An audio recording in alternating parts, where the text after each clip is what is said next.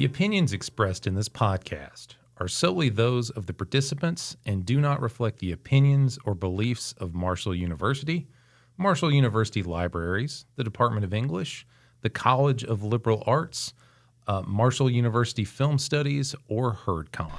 All right. Well, hello and welcome, everybody. It's HerdCon's Book Chats, and we're back again with a very dark episode today. So maybe, I guess we should probably throw up some trigger warnings. I'm never good at this, so what do you think the trigger warnings? Terrorist attacks. Terrorist attacks. Medical trauma. Medical trauma, yes. Depictions of people dealing with post-traumatic stress disorder. It's just a rough one. Yeah, it's a rough one. Yeah. So what we're going to talk about today is Underground, the Tokyo gas attack and the Japanese psyche by Haruki Murakami. Just to give a little bit of a bio for him, and this is off of the Penguin website, which is the publisher of the imprint of the book edition I got. Haruki Murakami was born in Kyoto, Japan in 1949. He grew up in Kyoto and then moved to Tokyo, where he attended Waseda University. After college, Murakami opened a small jazz bar, which he and his wife ran for 7 years. He is the author of novels such as Hardboiled Wonderland and the End of the World, Norwegian Wood, Dance, Dance, Dance, South of the Border, West of the Sun. That's one title. The Wind-Up Bird Chronicles, Sputnik Sweethearts, Kafka on the Shore, After Dark, 1Q84, which I think most people, it's probably one of his more famous works. Colorless Tsukura Tansky and his Years of Pilgrimage. I apologize now for any mispronunciations that I give. And additionally, he's written several works of nonfiction, such as the Tokyo subway sarin gas attack, where he interviewed surviving victims as well as members of the religious cult responsible Aum. And he actually produced two works about it. There was Underground, and then he wrote another book, basically a series of personal. So he basically did a second book from this, or an extended of it. And the most recent of his many international literary honors is the Jerusalem Prize. And his work has been translated into more than 50 languages. And he's an author. He's one of these like huge international authors that are translated, and there's a lot of his work available in English. And I feel like it's kind of like if you're not that familiar with Japanese literature, he's an author you might have heard of. And I admit this is the first time I've ever read anything of his work, which he's more known for novels.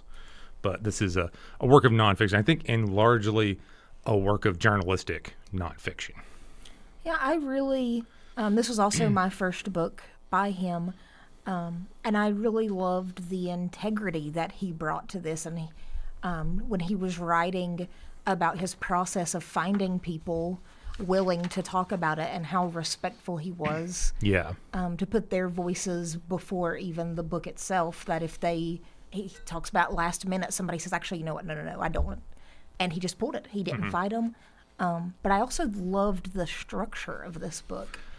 It's, there's this integrity of like, I think it feels like I suspect this is not necessarily his typical writing style, that he is kind of wanting as much as possible to, I believe at one point in the book, he talks about kind of destruction of his own ego. In a sense, there's a part where he's reflecting on, why did I do this? What does this all mean?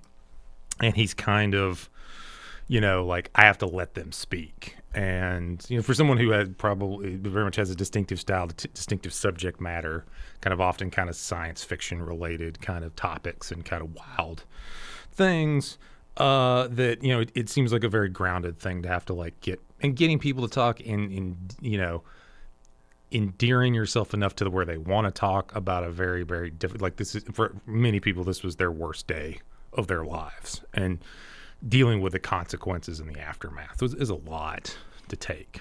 And the formatting It is. I think it's an example. I think I said about this. It is a high risk, moderate reward approach because he wants to be very detailed. He wants to have everybody give their account and account for their account.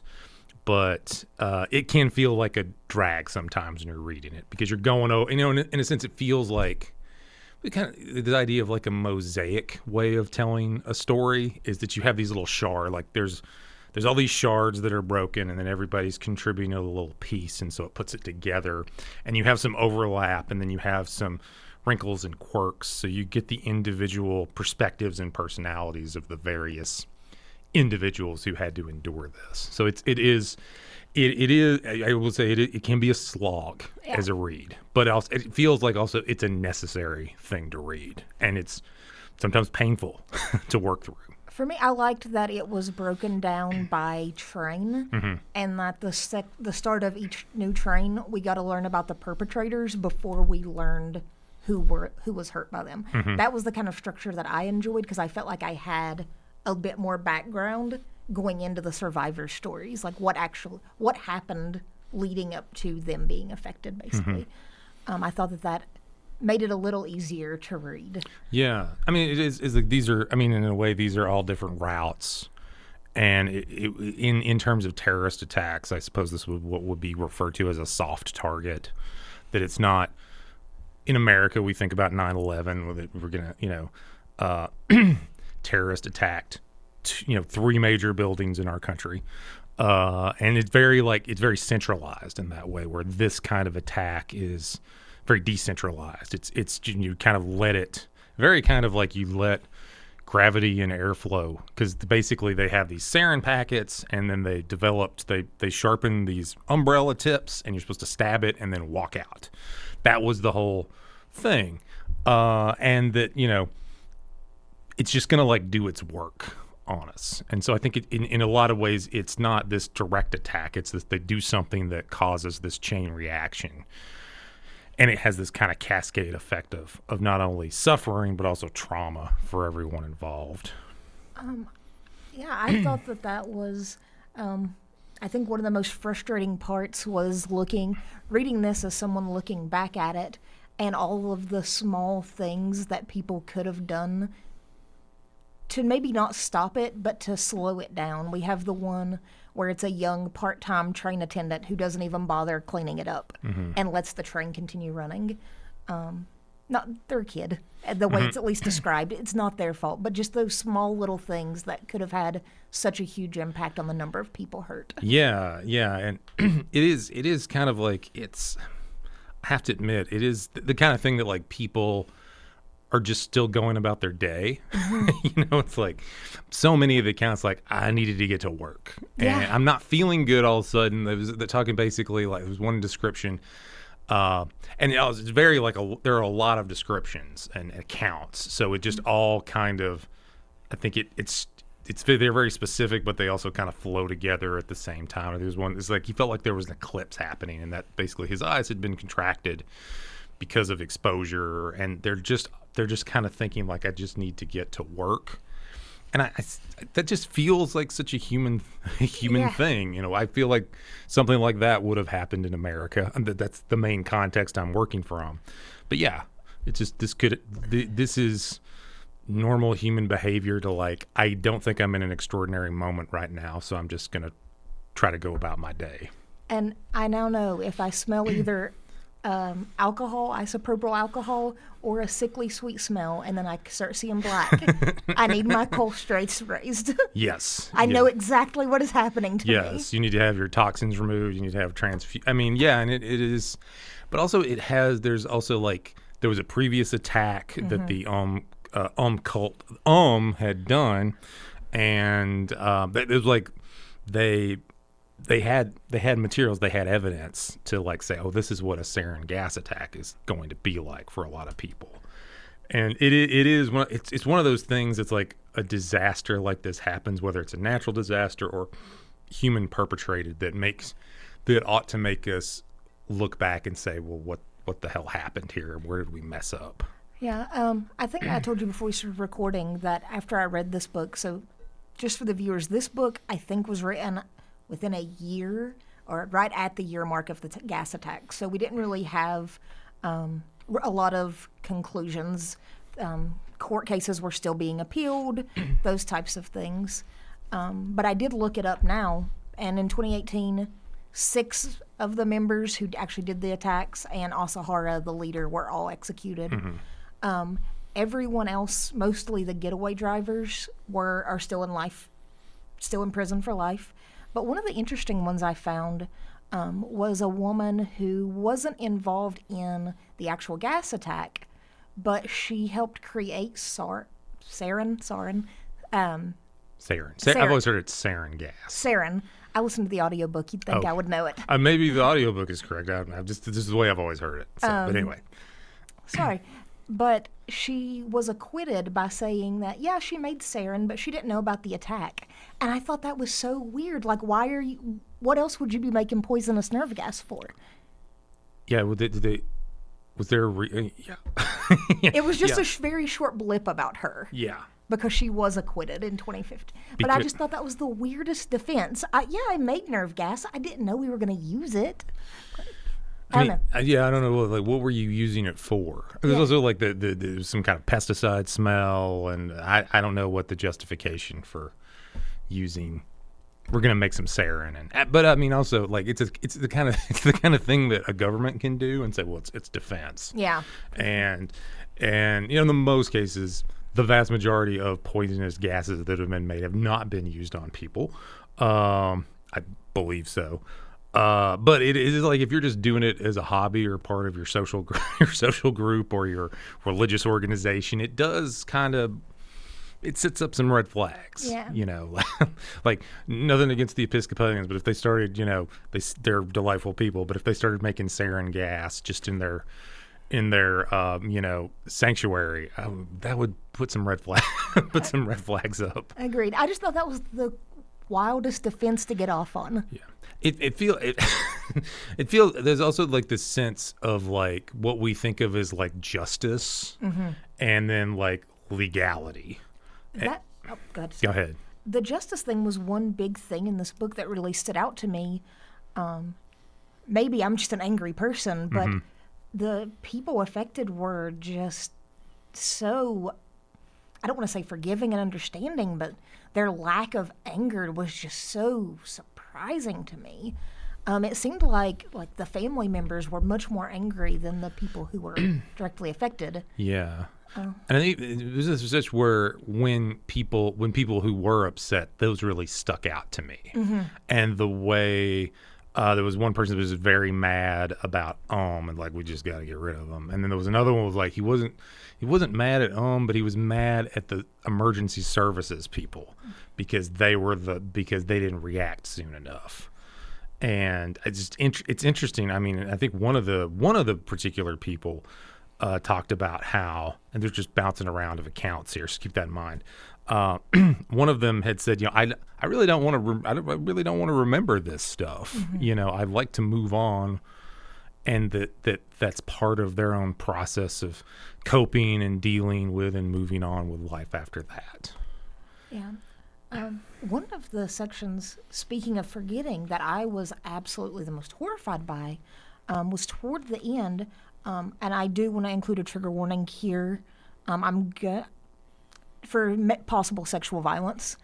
The female cult leader cult member who left because she denied Asahara physical contact to her and then faced electric convulsive therapy. Electroshock. And she remembers nothing. That part made me so sick to my stomach. I worried so much about what happened to her. Yeah. And was she being punished for not giving in to him? Yeah, and it gets into like the book is separate. There's the worst day in the world that they had, the worst day that they had in their lives. There's kind of Murakami's reflections on what it all means, and then the kind of it's like an addendum, a new edition, kind of a dread. Like, let me go talk to current, former ex members of OHM. And it was interesting, that particular section, how she's basically she kind of makes a little. She's kind of fighting him off, and that it's something like, I'm just not interested in that. I'm just not interested in that. And just it seems like like for whatever reason, cults have this kind of there is an underlying the master, the leader is like wants to have lots of sex with people. I was thinking about like Jim Jones and the Branch Davidians, and how Asahara, like them, was telling his followers, you shouldn't be having sex. But he was having and it seems very basic cult leadery to me. Yeah. Y'all can't have sex, but I can. Yeah. Yeah. I mean, it's one of those things where like, oh, say what you will about Charles Manson, but he was open for free love or something like that. Yes, very bad. All cults are bad. All cult leaders, but yeah, there's this kind of like, at some point this cult leader feels they are God or godlike and the rules don't apply to them, And that's usually bad in any sort of leadership position when you not only don't follow, but you just blatantly disregard the rules. Like those rules are for other people, not for me. And I will say, one of the parts that I really struggled with in this book was, I think, just the level of devotion people had to them. I don't even think I'm that devoted to my husband, honestly. No. Like, I just cannot see me giving up everything about myself to serve another human in that way. Yeah. And hopefully any partner you have would not want you to do that because they'll assumedly they love you for who you are. Yeah. Now, being sick, absolutely devoted, taking care of you. Yeah. Giving up my whole personality to worship you, no. Yeah. I did just... And so I think that was something I had a really hard time, and with cults in general, have a very hard time grasping, because I can't imagine what it's like to be in that kind of mental space. Mm-hmm. Well, I mean, however you felt, you were raised to love and have a certain degree of stability and presence of mind. This is also like gets into like cults and how people end up being in cults. They're usually was one of the things I talk about is it's never the weirdos, It's never the people that are weird, not because generally either they are happy being weird or they want to be normal, which means to fit into society. They're weird and quirky, so they don't want to hang out with other people that make them want to be weird and quirky in a different way. So why would the weirdo want to hang out with all the weirdos that are the same? Maybe I'm just weird enough then. Yeah. I think also it's like certain cults. There's a membership fee basically, and so think about it was the HBO documentary the Vow about Nexium, and they were really into like you have to take all the classes. It was basically some sort of pyramid scheme where you keep taking classes, and therefore. You can get to the point where you can teach classes, but it was this like deferred thing where basically all of these people in Nexium, and there's a lot of messed up stuff going on in Nexium, that they were all basically economically trapped. And I think to this, be aware with your cult leaders. I would say this for Christian churches, they only ask for 10% with tithe, whereas a lot of cults are like, give it all up, separate yourself from your family, and be part of us. So that in a lot of ways, and I think in many ways, some of those former OM members' accounts kind of very much show they were aware that things weren't right, and in a lot of ways they were stuck. And I also want to say that society, at least within this book, it makes it very clear that Japanese society did not make it easy for people to leave Ulm. It wasn't just Ulm. It was that people didn't want to hire them. People didn't want to provide them housing. Yeah. There were so many other roadblocks for people once they got out of, or once they even thought about getting out. And I think that was almost a double violation. Very painful. Like, okay, I see that I'm wrong. Yeah. But you're not gonna. I can't get a rental house. You want me to be homeless? Yeah. What? So I think that also kind of makes it a little more complicated. Yeah, and I think one of the accounts was basically ex-members, and there just happened to be a kindly landlord that let multiple members have an apartment and stay together, and they start their little support group. And the bakery being shut down. Yeah. I mean, it is one of those things where I mean, clearly, like this, had a kind of reputation. You're always like wary of any sort of religious groups that they're like you run into them in the street. They're like, hey, learn about this, and I mean, at least me, I'm all like, I don't have time for that kind of thing, and you're just wary of them. I'm not religious in general, but I'm definitely very suspicious of any religion that recruits. Yeah. That's my big red flag. Yeah. I mean, and it is, and I think also what was interesting about it, what the pattern was that you had people who were, scientists and people who were very good in their fields and very well educated. And I think there was that, I think it's important when you look at cults to understand what the appeal of a cult is. And to make you aware of how not to get into a cult, is that sense of, and this comes up again and again in the book, that Japan, a lot of the interviewees on both kind of talked about the materialism of it, and that there's this kind of rat race mentality of you have to go to work, and you have to. One of the things that I found most horrifying, and maybe it's because it's a 2-mile commute from here to Marshall for me, is that some people were on subways, trains for an hour and a half, 2 hours one way going back and forth. And, we think about like, there's like a meme or something that's got like England. It's got a map of England and it has the Tokyo metro area, and it takes up a significant portion of the southern part of England. It's just an enormous area, one of the biggest cities in the world. And how disorienting that is, and how like so much of your life gets taken up going to work and working and coming back, and what is the point of it all if you're just going to have to grind like this? And so something that says, hey, you can get on a spirit, there's another way, you don't have to embrace this materialism. And I understand that appeal to it, because people are just like they're ground down in a way. Don't embrace that materialism unless you're working in our kitchens. Yeah. I think there was one in the Vow that one of the ex people in Nexium had said something like, nobody works harder than an ex-cult member, because they make them do, because they basically, we want you working all the time and staying up all the time, so you'll be more pliant.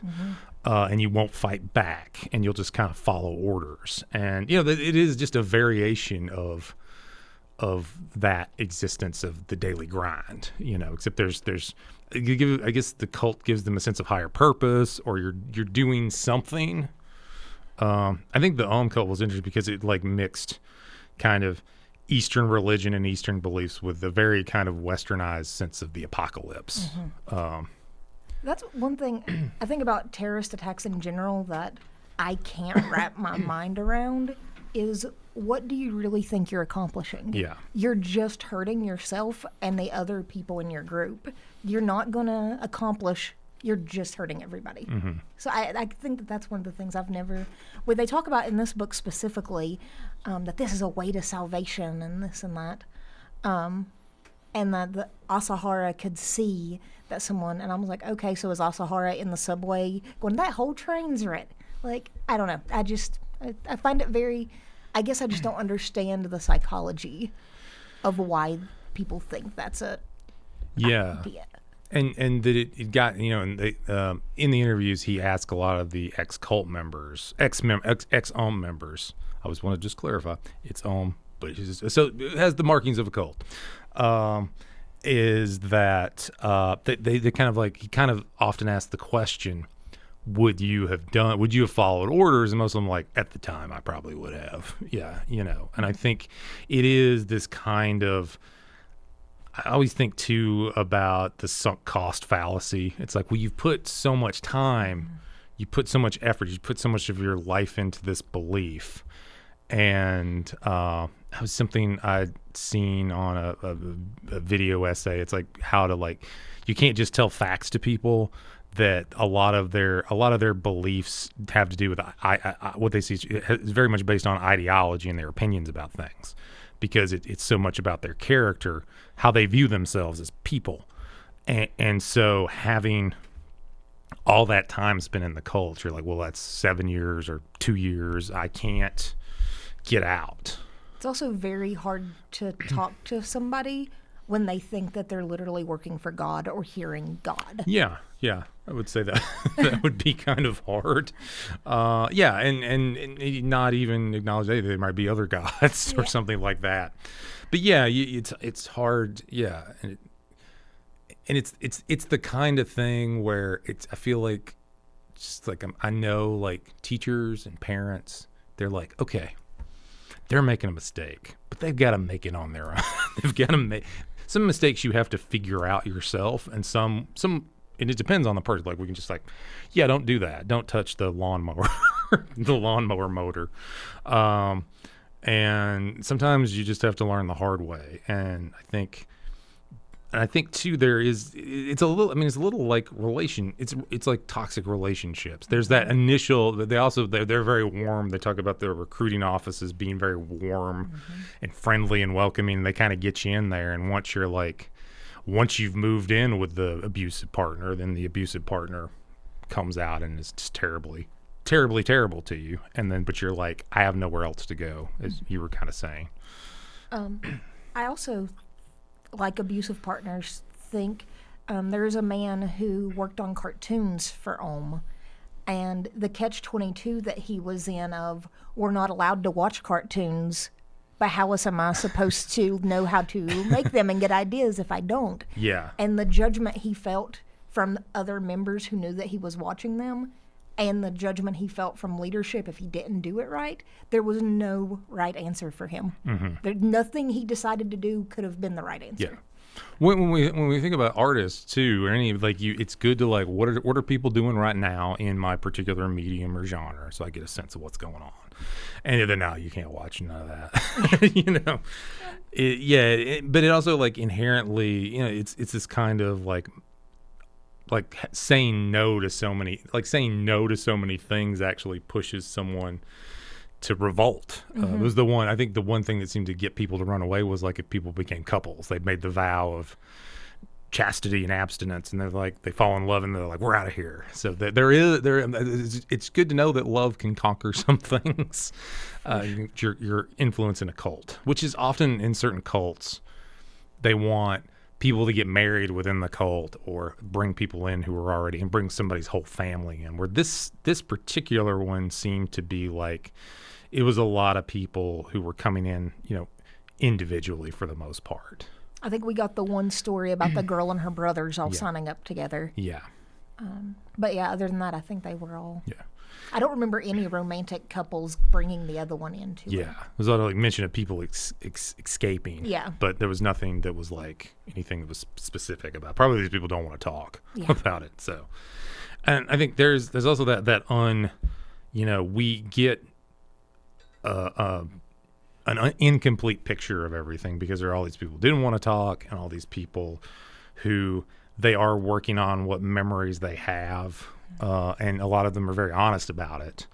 And I think there was one fellow that survived it, and he thought he ran like some enormous distance, and he'd run 50 yards. So like I think that's helpful because of how he remembered the experience, and then also how when he looked back, like, oh, that's because he was going back to the specific places where he remembered that, like, that's when he probably got gas. That was when he felt sick. That was when he was running. So I always think that's an important thing to do sometimes when you reflect on a moment, to go back to those places and see that's what it was really like. It was just a little hill that I had trouble getting over. There was also the man who said that he walked around basically in circles for 2 hours trying to find his way to work. And I thought that was really interesting. I would be more interested in, like, if Sauron affected those kind. I know he couldn't see because of the Sauron, but like what other things was happening to make him just continue to go in circles. Yeah, I think one of the doctors, or one of the victims, the ones who suffered exposure, talked about how this is going to give you some bad dreams, which is like, we don't. that's the worst kind of symptom to get. Like, you're just going to have terrible, terrible dreams because of this exposure to this physical this gas, and it seemed it's like very much like a nerve agent, so it's going to mess with the way, building up toxins, hurting your eyesight, making you cough, making you sick. It's just something that kind of makes you do irrational things that you otherwise wouldn't do. I also thought it was interesting, the spectrum of severity, especially when you had people who, the station attendant who picked it up with his bare hands, and he was like, "No, I'm fine." Mm-hmm. I mean, obviously not fine, but Yeah. he didn't die, and his Minimal, other two companions yeah. did. Yeah. And I just thought that was so interesting, the way it seemed to hit and miss people. Yeah. I have to say, this was something way before, but it reminded me of going through the COVID pandemic, where maybe you got it and you had a small sore throat for 3 days, or you were sick for a week, or you suffered from long COVID, which, again, that's still very much, people are kind of working through those things. And it feels like a tornado, in a sense, that this sheer randomness is what's scary about it. That house is up, this house is torn down. So it's something that, if it was just a big wave of destruction, it would be one thing. Well, nobody could do anything, but that randomness, I think, certainly messes with everyone's psyche about it. And I mean, you had people who were completely fine, who were then ended up hospitalized for weeks. Yeah. Not even realizing that they were as bad off as they were, and that, I think, is terrifying. Yeah, and I think too. I mean, the levels of horror in this book. Obviously, the initial attack, the mentality and beliefs of the Ohm members to kind of like, how did we get to this point? But also just how unfit any big city or any infrastructure is. Healthcare system has what we called in the COVID, there's no surge capacity. Like, if you get too many people, something bad happens and too many people are hurt, then the system can't hold that up at all. Once again, just like we saw in 2020 with our healthcare systems. And even in New York, you would think after 9/11 maybe. Yeah, I mean, it's different. Again, I think there's an emphaticness of, there's a flying a plane into buildings, where this has a much more kind of sinister sense to it. Much more insidious. Yeah. And longer lasting. The tower came down and that was that. Yeah. This was people days later finding out how sick they were. Mm-hmm. Which is like that slow dread creeping. Yeah. And it's the kind of the randomness of it all, and how that kind of really something, basically it's a weapon designed to put fear and wariness into a population. And and yet still, it is that kind of like that sense of like, we just need to go back to work. I just need to get up to the top. I just need to leave. There's just so much. I'm very interested in the variety of individual reactions to everything that happened. And I don't I think this is a good part on the part of the writing, is I don't judge anybody. This is what their reaction was to a crisis situation, even if they were slow on the get up to know to notice it as how bad it was. I'll say I didn't judge any of the victims, but once I got into that second part, yeah. I was so judgy, especially the one, I'm going to put quotes around, former Ohm member who was like, "Oh no, I would still follow Asahara and this and that." I just wanted to smack her. It made me very irritated that someone could still talk so highly about this. Yeah, and there also seemed to be this other level of, well, I didn't want, I think clearly the people that didn't know, they didn't want people to have a sarin attack, and a bunch of people die and a bunch of people get injured, and it is the kind of thing where they needed to invest billions of dollars to look to the healthcare of all these people that suffered. That's the kind of in a just and right world, this is what you would do. But it's the ideas are good, so. I'm not going to talk on that. The ideas are good. It got them to And I do think it is that initial, like, if you're like, if you're dating the toxic relationship person and you're like, the first 3 weeks were really good. Those were the best. The love bombing. The love bombing. And then you kind of linger in the love bombing. Like, that was a good point in my life, those first 2 months or whatever with the love bombing. So, yeah.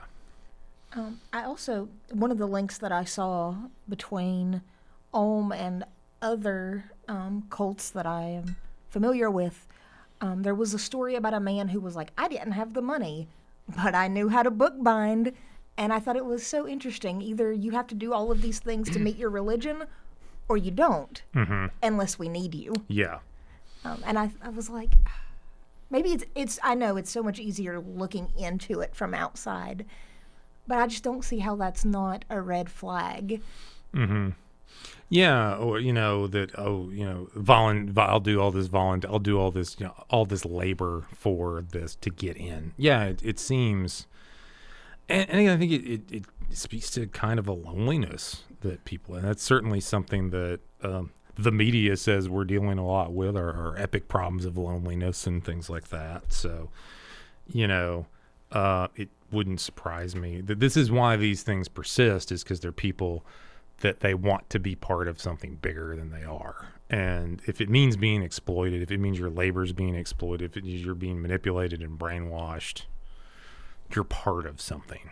So,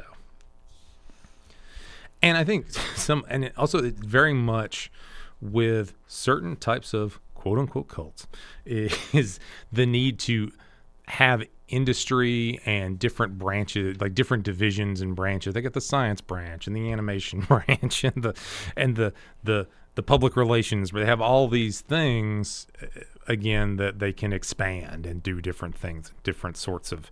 They have a kind of face that looks like not as threatening. And then even eventually at one point had several of the members try to run for office, which did not go well.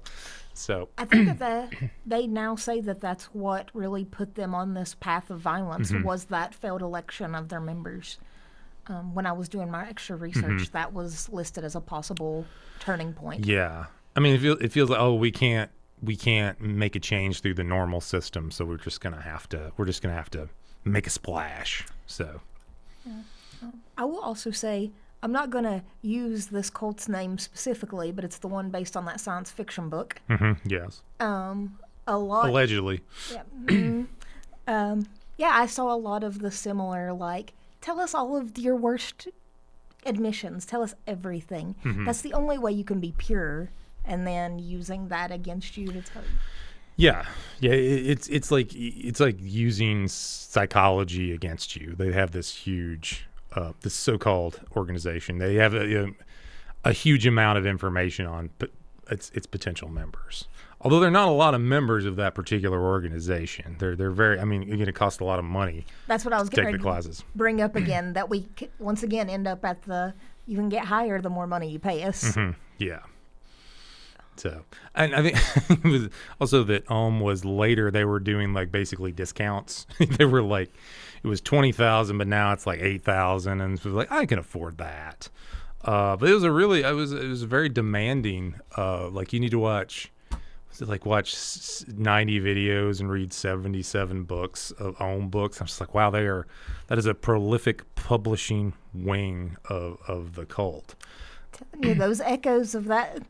That alleged science fiction religion. Yeah. I mean, I was thinking when I was in grad school, when I had to do my comprehensives, it was like 40 books for your field and 40 books for your focus. And so it's 80 books, so I guess.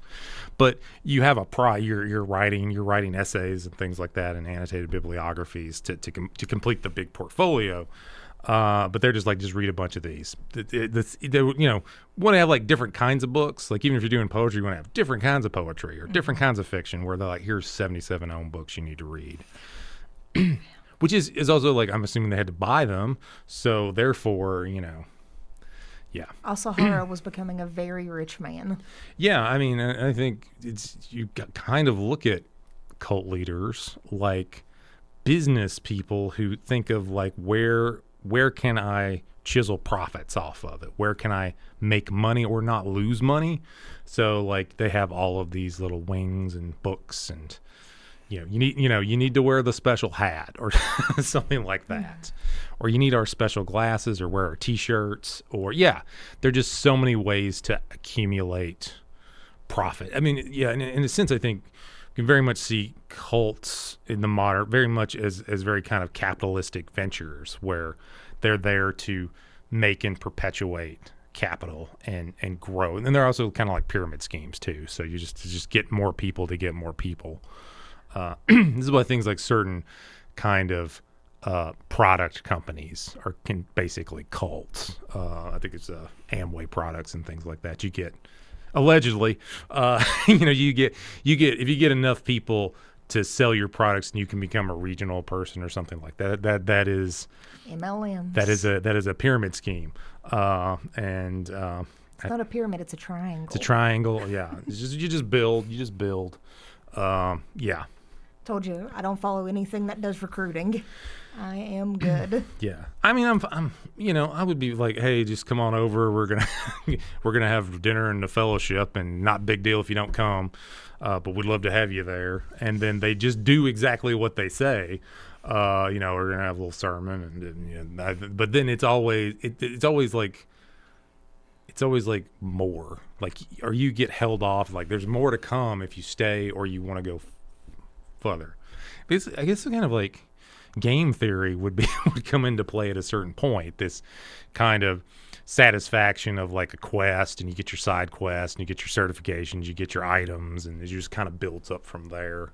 I think there's maybe something to that there is a certain appeal to cults in that it offers these clear levels that you can rise in. So but just beware of that. Just play video games instead. Get that satisfaction. Maybe in the description we'll include a link to how to escape a cult from some good organization. Yes. I'm just talking out my ass here. So, but I do feel a lot, it's easy to say, like, I can't believe these people got into cults. I would never get into a cult myself. But I think it happens. And if they are, they're not like, end up doing the illegal things, and they get in there and they, having resources and organizations that want to get them. It's a little bit like the Matrix, I guess, where at a certain point, like, you're in the Matrix, right? If anybody remembers that movie from 1990, you're in the Matrix, and you wake up, but somebody's got to pick you up. So there was like, you got to have like a place to go. So you've got Morpheus and his crew. They get you out of the Matrix, and then they put you in the real world. And then you realize the real world's just as problematic as the Matrix. I will say I feel fortunate that I have never in my life been in a place where I just wanted to give over complete control of myself. Yeah, I think that's important. I feel fortunate that I've never had that pain in my life. Yeah, you haven't had that kind of crisis in your life. And I've never thought about that. Like, oh yeah, sounds good. I do remember once. This was at a church. Okay, this is a church, a Baptist church, and they had a rock and roll evangelist come to the church. It was a Southern Baptist church. It's Hopewell Baptist Church, right next to where I used to live. I went there for a number of years because my friends were there, and there were attractive ladies my age, and everyone seemed really nice. And then I just got tired of it, and there was no any particular like moment. I was like, I'm done. But they had a rock and roll evangelist come, and it was a lot of stuff where like he seemed to like, now he culled together like all of the backmasking and anything of like where there was something like some mention of Satan or something like that. So like I think it was like Another One Bites the Dust if you play it backwards. It sounds like start to smoke marijuana for whatever reason, and that they were gonna have an album burning and destruction. This is what they were gonna have a couple like after he left, and I was just like, I can't give up Guns N' Roses' Appetite for Destruction, and I can't give up Nirvana. This tells you about the time this happened. I can't give up Nirvana's Nevermind. No way, man. Or the Beatles.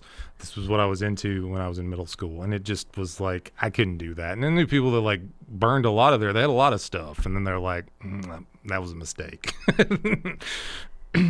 I won't say I grew up in a cult because I absolutely didn't. But I did grow up in the church that my great-great-grandfathers built. Mm-hmm. So I have similar experiences, not with burning things specifically, Yeah. but with definitely those mentalities. Mm-hmm. Yeah. I did not think they were a cult at the time. They were just like, hey, but that seemed like a long thing. Like, let's destroy these records because the Beatles, they want to hold your hand or something like that. It's always entertaining to me when people burn the things they already bought. yeah, exactly. There was the whole thing like people because of transphobia, they were just destroying their Bud Light cans, and I'm like, you bought the Bud Light cans to destroy. What does Budweiser care one way or the other as long as you bought them? When people were buying Nikes, Colin Kaepernick's just to burn them, I was like, yeah, it's yeah. Okay, very interesting, very entertaining. I think maybe it's another pop culture reference that I couldn't help but think about when we were talking about the victims and the survivors. It reminded me of Jurassic World. Did you ever see Jurassic World? I saw the first one. Not a Chris Pratt person. Not a Chris Pratt. Okay, but you saw Jurassic World. Yes. Okay, you saw it. So in that, the actress Bryce Dallas Howard, and her character is like one of the managers or whatever, and so during the whole movie, she's wearing high heels, and everybody was like, "What the heck's going on?" And she said, "This was her actorly choice." And it was like, I appreciate the film. Like, okay, let's respect her decision. Why does she want to do this? And she said, "Well, she just thought it was just a little problem, so there's no need to switch into sneakers." And then worse and worse things happen, and she's still in the high heels. And I felt like this sounds like everybody that was on that train that just had to get to work. They're like, yes. this will go. I just need to get to work. And so I felt that. I understand that feeling, like I have to get to work. I got a big presentation that day, or there was one, like there wasn't anybody in the office, so he needed to be there. So it was just so much that was like, yeah, I understand why Bryce Dallas Howard's character. This isn't a big deal. It's gonna take an hour, and I don't need to change into my sneakers. So it does have that kind of vibe to like, this is not a big deal. I'm slightly annoyed, and now I could be dying, kind of thing. So I also wonder if that drive to go to work was the drive to move on and pretend that like you're already disassociating from the trauma, but that's the one thing you can still control. You can still choose to go to work. yeah. So a lot they don't really talk about that, but then I don't know how much we knew about that kind of trauma when this book was originally done. Mm-hmm. If they would have even thought about that as a trauma response, trying to go back to their normal, everyday routines as control. Well, also I think there's also just the annoyance of, I don't know if you've ever been on a plane and someone gets sick and they're holding up the plane. You're like, they need to get off. They need to get off the plane. No, because I would get sick with them and get off the plane. I mean, like something else, like something a little more dangerous. Something not like I'm just nauseous. No, they don't. They'll just have to let you fly. Are you a King of the Hill fan?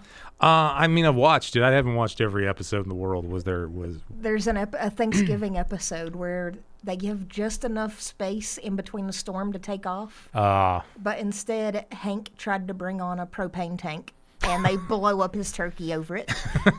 And because of the holdup, they missed their window to take off. So that just you were bringing up planes reminded me. Yeah, of that little lighthearted. The sheer annoyance of that. Yeah, and I just there's a lot of like annoyance in their recollections that I like. It seems petty, but also I completely understand. And that the certain kind of randomness of a lot of the accounts where like, I just got up early that day. My bus was 2 minutes early, and I missed it. I had to get in real early. My wife made me breakfast. It was my birthday. Yeah.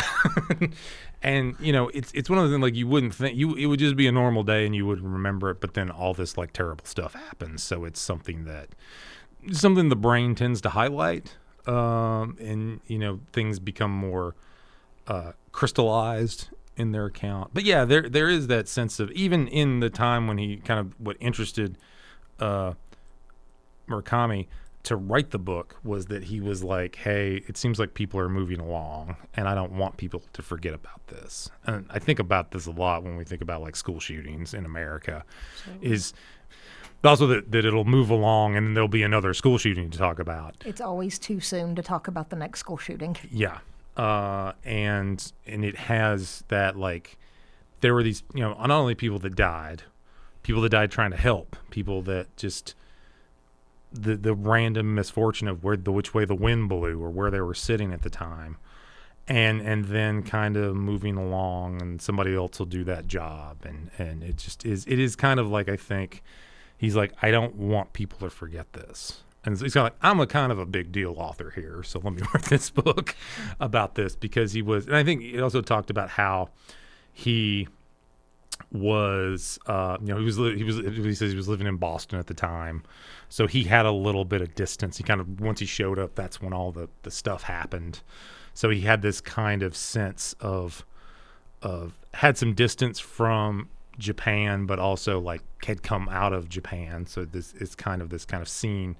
He is someone who was a native to Japan, seeing things from kind of two perspectives. Not that America does not also like, let's move along to the next story once the old story is worn out, in a sense. There is a story in here, and I thought that it really helped add power to this book, because obviously this is in Japan, a lot of Japanese people, but we have an Irish man, and I thought that even though he had lived in Japan, what did he say, like 20 years at this point? It had been a long time since he had moved from Ireland to Japan. I think it was like 4 years. Was it? Yeah. He like took it. He was retired, and they took a gig like training horse jockeys. Yeah. I thought that was in the 70s. I think he'd visited it a number of times. He had lived there for years, but just seeing still how similar his perspective was to the Japanese perspective, especially considering this is on the Japanese mind. And I thought it was really interesting to add someone who wasn't Japanese to say, look, this is a universal experience. This isn't. Yeah. They're humans. We're human. We're going to have it's human beings doing terrible things to each other. And those people that have this terrible thing have a very human reaction to it. I think too, he also, like, as being Ireland, like, had come out of the Troubles, and like, in a way, like, well, I kind of understand what the IRA is trying to do. Whereas Ohm seemed to be kind of what was it seemed to suffer from not a clear political objective. I asked, I think even in my notes, I'm like, what was the point? Yeah. What was the point? Like, what were you trying to achieve? Were you just trying to hurt people? Like, what was the goal? Yeah. I mean, even like Manson, not Marilyn Manson, Charles Manson, do you know why he did all he wanted to start a race war. So he violently killed, like Sharon Tate and these people in the fact to convince people that African Americans were the ones who did it. And then, historically, there have not been that many African American serial killers. So there's like a knock against his plot at that point. But trying to convince everyone to start a race war, and then he would hide out with his family and then rise up after we destroyed each other. That is at least a plan, an idea that, like, this is what we hope to accomplish. Where just seemed, was like, what was the point of any of that? And in a very like complicated, like, you got to make the gas, you got to figure out a way to distribute it. You got to get all these other people, and you got to coordinate it, and everybody's got to go relatively at the same time to, it's just like. I'll return to my earlier confusion about terrorist attacks in general. Yeah. Were you did you think more people were going to follow you after? Like, I just don't, especially with Ohm. Like with 9/11, okay, they had a motive at least. But I felt like nowhere in this book and nowhere in any of my research, Asahara was like, I did this because, or we did this to blank. Yeah. That was never answered. It just seemed like a random act of mass violence. Yeah. And it feels like with 9/11 and the kind of Osama bin Laden, it felt like an attack on the American government. Like, why are you doing this stuff? Why are you perpetuating that? There was a sense of their kind of our imperialism, and I didn't necessarily feel like, oh, my beliefs and values as an American are being attacked. I feel like it was very much a government, like, why do you guys want to meddle in everything? Because, well, we had the biggest army and we meddle, and this, I can understand why they would do that to really kind of send things into chaos and things like that. I don't know. I'm not condoning it in any way, but yeah, this one just seemed very, very random. I will say in my after research, Japan started providing compensation because Japan determined that it was an attack against the government itself. And I think at least the last number that I saw, that 1,100 of the claims had been filled, and only about 500 hadn't been. But then also, reading the book, I was very frustrated by how many times. It wasn't until after I was researching it, I found out that it took 2 hours for the hospitals to find out that this was sarin. But just that they were sending people away. And then in my after research, I found out that, so the statistics say that 85% of people that came for help were experiencing psychosomatic symptoms. And I wonder, how many people did you send away saying that these were psychosomatic symptoms that weren't? Yeah. And I think that's just a human error problem, especially when there's so many. Yeah. I mean, it's also like, so these kind of maladies are things that could be, I feel my vision is blurry. I've got headaches. These are things that's something very sinister about that particular gas is that it seems like it's like, one could mistake that. But I'm exhausted. I'm run down. There's so many people that are like, I'm tired too, buddy. I just need to go to bed. And this is obviously, we're recording this as finals week. So it's just really so it's like, I'm pretty tired. Yeah. Everybody's like, I was getting over a cold or there's so many, or I'm getting a cold. The one woman said that she always had headaches. Yeah. The headache was nothing new for her. I just go about my life just dealing with these kind of chronic pain. The lack of coordination, which is also something that happened in 9/11. There was, at the towers, there was obviously the police and the fire department, and they were very, very good at what they did, but they rarely coordinated with each other. And that was something that may have resulted in death of firemen and things like that. And so, that having that, just wanting logistics, and coordination. And it is the kind of thing you just hope nothing like that ever happens again. But seeing, it's the kind of events I think about, not so much that, but particularly Hurricane Katrina and what happened in New Orleans, and things like the Deepwater Horizon, these kind of environmental disasters that you're like, wow, we're not very good at stopping these things or slowing these things down. Like I said, I did a lot of research outside of this book just to get a better grasp of, especially 30 years later, what it looks like. In this book, did it talk about the man, I think from the name of the area was Morimoto, the first gas attack? He was a doctor, and he started rapidly faxing all of the hospitals what he knew. What a lifesaver. I thought that was incredible that from so far away, he was like, no, this is what we have to do. Yeah. And he had kind of students that had suffered from that and had died. And so he obviously, I wonder how many lives, how many people were saved horrible disabilities or worse disabilities because of his actions. And he never even asked to be acknowledged. Yeah. He just did what people needed at the time. Yeah.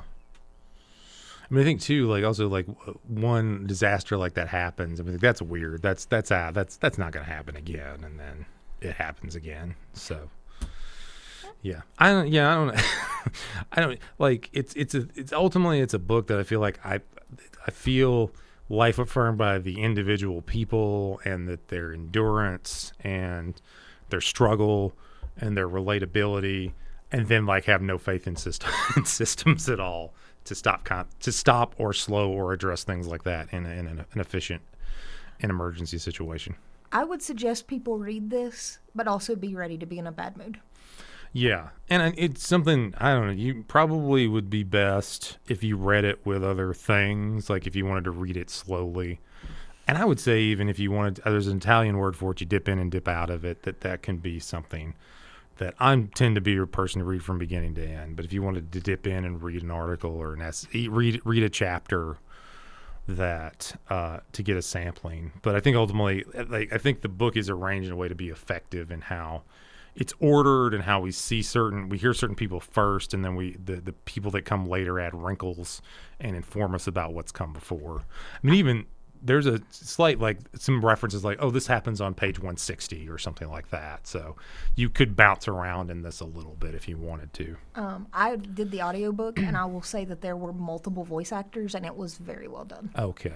So if you're also an audiobook person. Yeah. Well, I think that's really good, because I think, but you have all these different voices, so having multiple people read it instead of just one voice.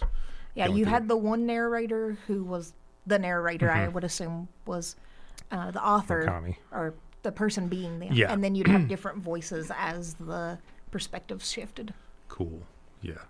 Yeah. I think that's a good way to, having not experienced that, I would say that seems like a good adaptation of that to the audio format. It helped me keep the story separated. Yeah. I didn't have to worry about my mind blending because the voice would be so different. Yes, that does. I did notice the differences, but also it is just like it's like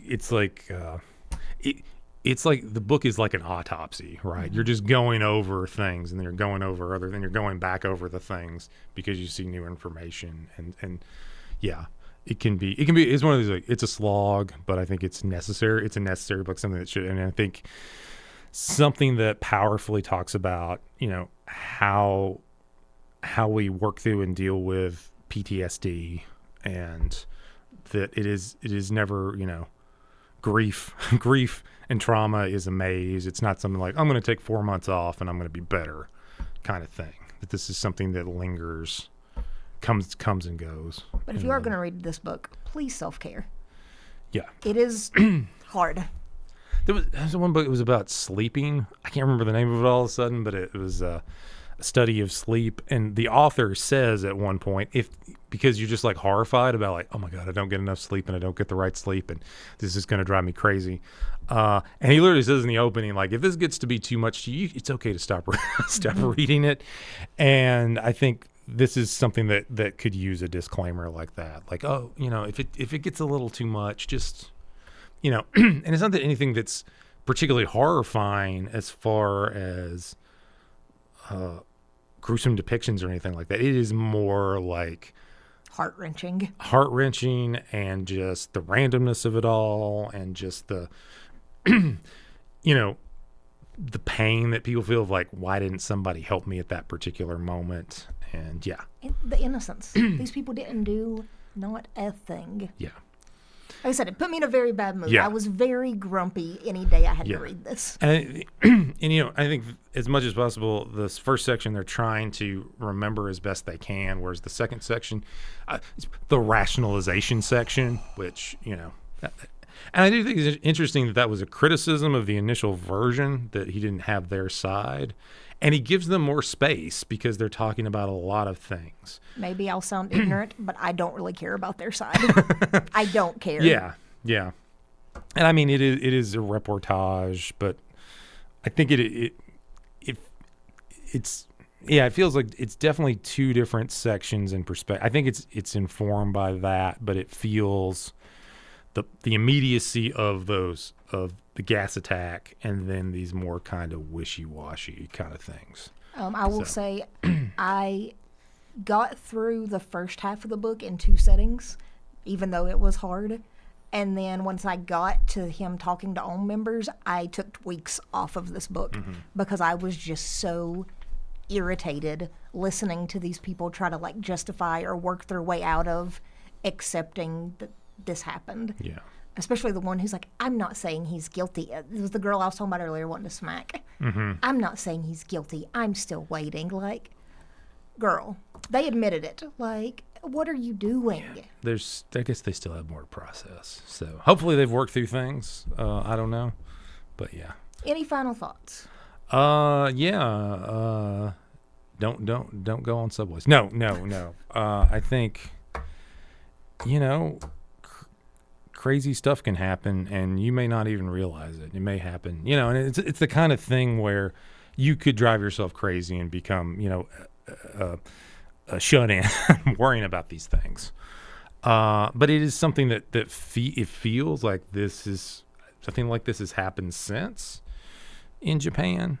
So fingers crossed. I think it is what to say. It is a fascinating cross section of the human psyche. I think in little profiles and accounts, and I think the author had did as much to let his ego kind of move away as much as possible and let those people speak, and that they can be remembered. Even the member accounts, that we have that record in a book with such a respected and esteemed and best-selling author. So that counts for something. I think my final word is, if a person or an organization is trying to isolate you, run. Cling to your friends and family even harder. So just be careful out there. So thank you all for listening, and take care. And we'll have catch us. Make sure to like and subscribe and watch and share if you enjoy our discussions on all sorts of books that we do. Zombies are next. Zombies will be next. We'll talk about some zombies soon.